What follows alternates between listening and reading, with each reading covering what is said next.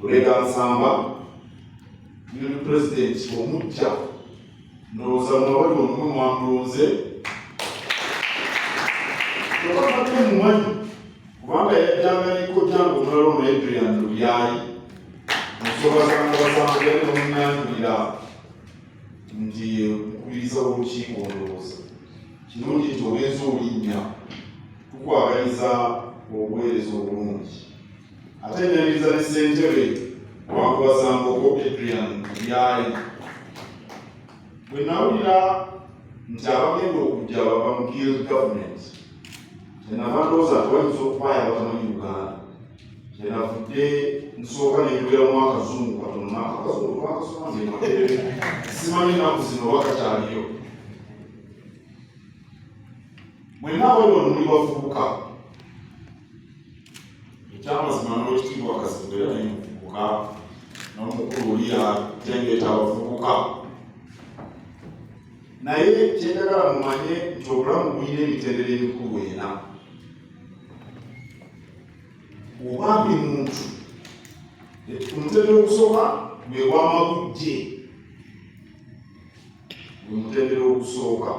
Omutendera ogw'okubiri gwe gw'obuvubuka, omwe gumuli. Omutendera ogwokusatu gwe kusajjakula oba okukaziwala. Omutendera ogusembayo gwe gw'okukaddiwa. Oba nze ndi mu mutendera ogwokukaddi oba gwakusajjakula kubanga nnyina muzzukulu sikaddiye. Kaakati mu mitendera egyo gyonna ena,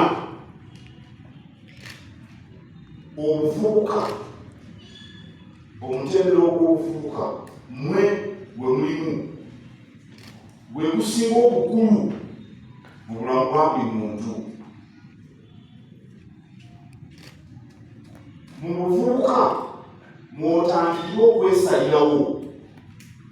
Kuba bw'obeera gujje omwana omuto banga genda onaabe, mugende muzannye, mugende mwebake. Kakati mu buvubuka tewakyali akugamba kugenda kunaaba na kwebaka. Makerere terina akugamba nti genda mu lecture, gwe weesalirawo. Bw'osalawo ekikyamu mu buvubuka, Katonda abeera azizza bibye bw'owangula ng'osajja ku byobanga okaziwala. Era by'okola mu buvubuka gwe musingi obulamu bwo kwe buli kutuula. Tewali muntu yenna ayinza kumenya bwe biba byali biri ng'oli bujje, oba bakadde bo tebakutwala kukugema, oba bakadde bo tebakutwala mu ssomero okusimusango, oba tebakujjanjaba ng'olumulwadde oli bujje. Naye mu buvubuka kiba kiwoozebwa nti osobola n'okwesalirawo. Wano waliwo ne bannamateeka bwe batulaze emyaka 18 bagamba gy'emyaka omuntu kwakulira mu mateeka, era bw'otonda bakuweza 18 tolonda, tosobola kuteeka mukono ku ndagaano, tosobola nakuwa obujulizi mu ngeri ng'abantu abakulu gye bawamu obujulizi mu kkooti, kubanga okyali mwana muto. Naye mu buvubuka osalawo, olina amagezi agakumala okulaba ekituufu n'ekikyamu. Awo nno twagala buli muvubuka akole ekituufu mu kifo ekituufu mu kipimo ekituufu. Bw'atakola bw'atyo, ebyo by'owulira ebyalinda kiggweyo yafumita mugira. Wagenda Makerere kusoma amateeka emyaka 4, ojjukira mu mwaka gwa 4 okuwaayo koswa okola gita research, okola biki mu mwaka gwa 4. Ekisolo kino kye bayita amateeka kiyiseewo gwe okasuka effumu lyakwata mugira bikulemye, oli musomesa, toyize bino ebya scheme of work, tofuddeeyo, ogenda okujjukira. Sibe bagamba bakaba balungi ensiiti, mubamanyi bakaba balungi ensiiti, ebintu bigaanye.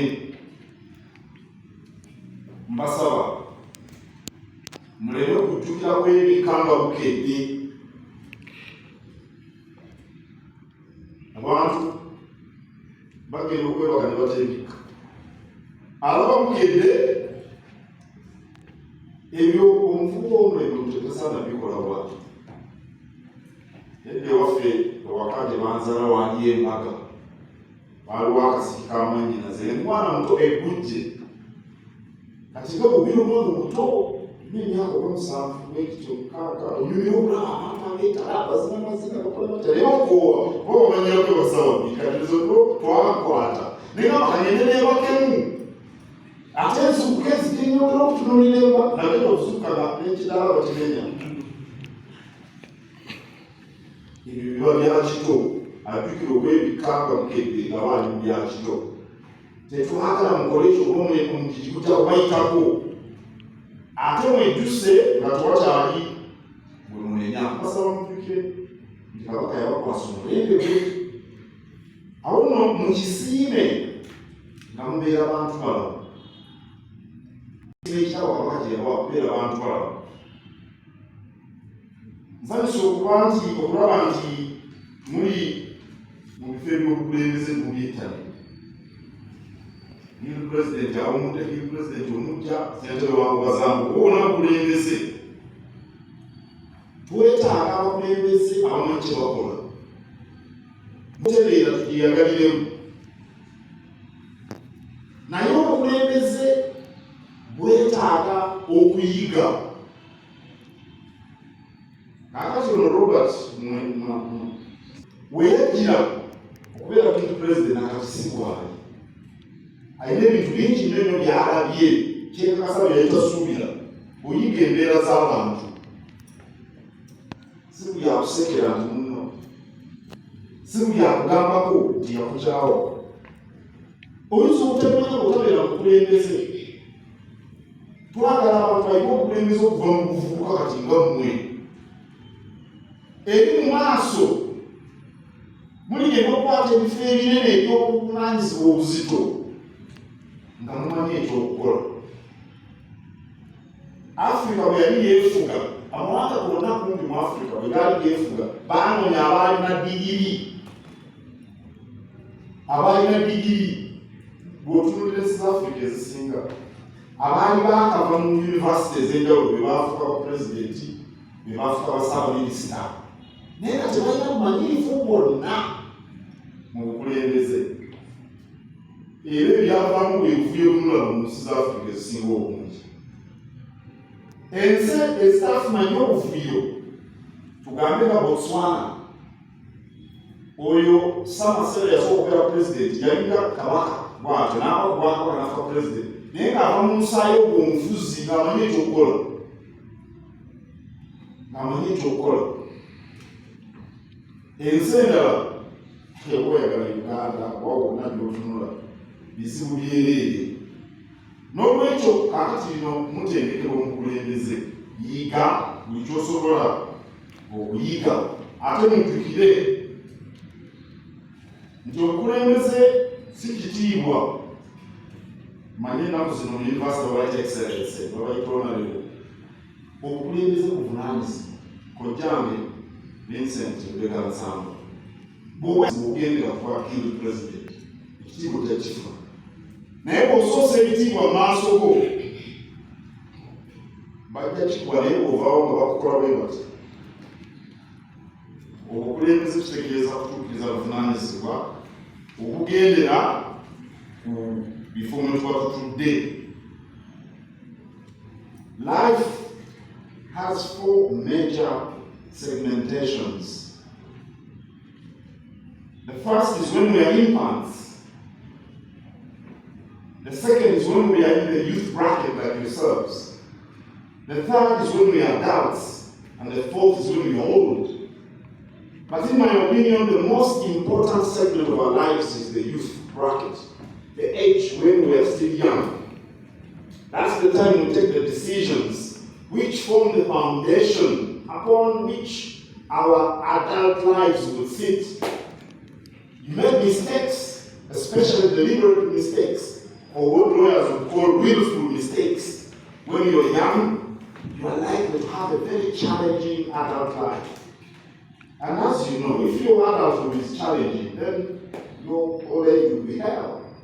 Look after yourself when you're old, when you couldn't look after yourself when you're an adult. So this stage is extremely important for you, ladies and gentlemen. Make good use of it. Do what you're supposed to do in the right place, at the right time, in the right quantities. You know, when everybody is in class and you are praying, you're in trouble. Everybody is in the library, you are playing football, you're in trouble.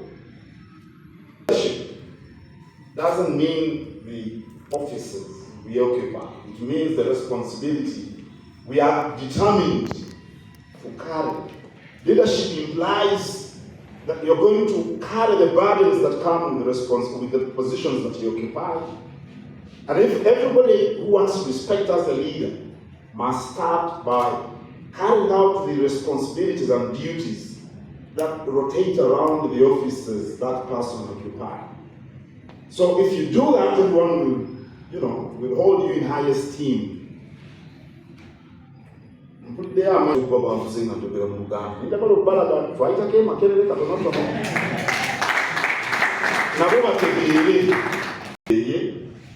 naye omuganda agamba nti akulabako akatono alagiriza mwebale kugula mijoozi egyemisinde mujje mugyetabe sigenda kwogera kintu kyonna ku Mukenenya kubanga kojjanga ayogedde bulungi bya Mukenenya ate mwe muli bayivu muli b'Emakerere naffe tubeerawo nga tubawulire tobimanyi olina okubimanya manya abalezi bano bajja kujjawo ku kwani ate abawala bano mu bakwani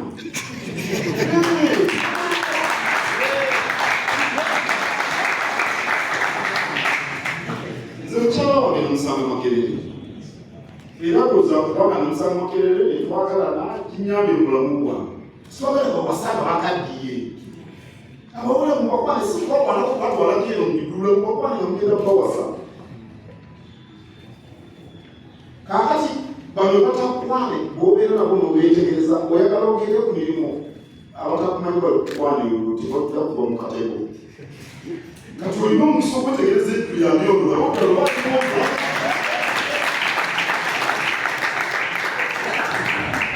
ogenda mumwe n'omulama nga mujamajama yenna talina buvunaanyizibwa nogamba loledde naye kakati bonoolabisa okukola onokolina obudde kasajja kakukwanakwana awo nekatereza kalumukawo nekakuyimbira nekeyazika emmotoka ekikikadondotalina emmotoka yagenda kukuba omanyi musajja wo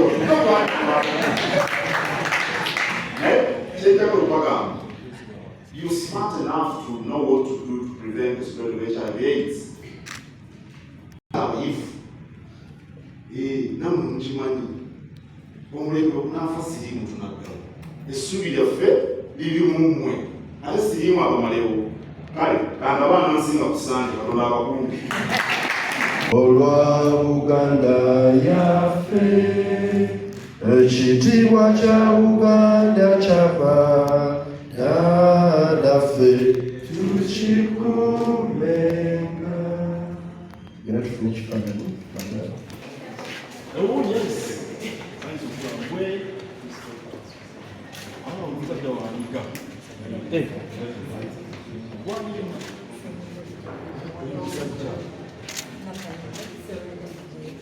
Let's see if we can get this water.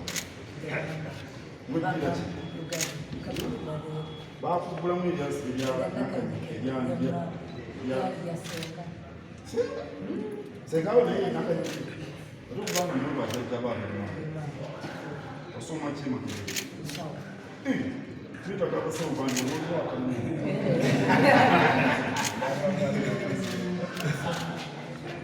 Uvi kabani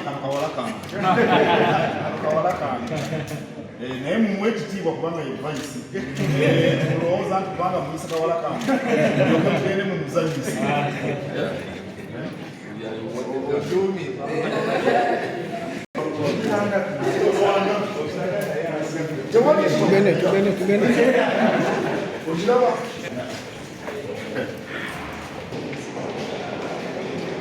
News Uganda tuli wano Bulange Mmenga bana abafuba Makerere egirudi bazisiseeko wano embuga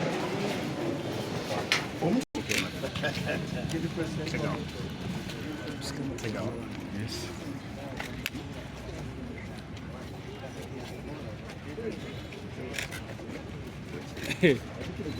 Mayiga.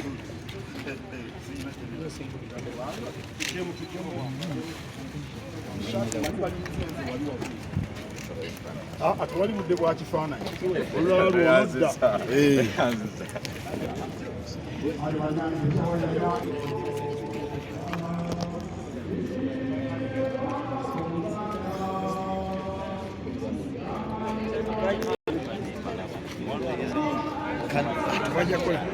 Kitegeeza ngamba tuli wano Bulange Mengo abaana abayizi ab'e Makerere badde bakise wano embuga ne Grit pulezidenti wa Makerere yakalondebwa kiseeke wa Katikkiro ate n'okugula kits eza Kabaka birthday run ezigenda okubeerawo ku Sande 7 ate ne ssente wa Nkobazambogo e Makerere.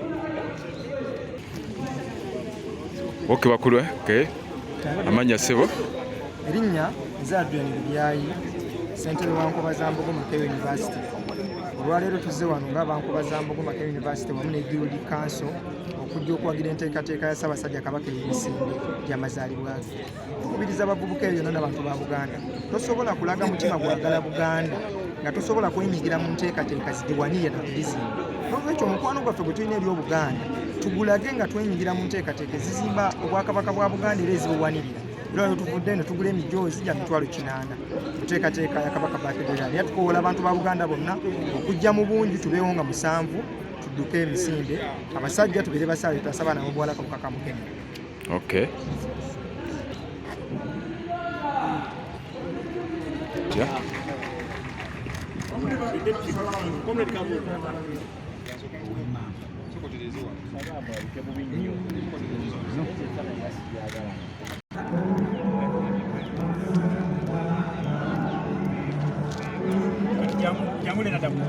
Seba amanya erinnya Mayiga Nsamba nga nsenzanga Guild President wa Makerere University w'ekyenda omukyala wendi naye wano Joy Efuserube era Vice Guild President. Mu kiti kyekimu ekyobukulembeze mpeereza ng'omukubiriza w'olukiiko lwa Nkobazambogo ku ssettendekero Makerere.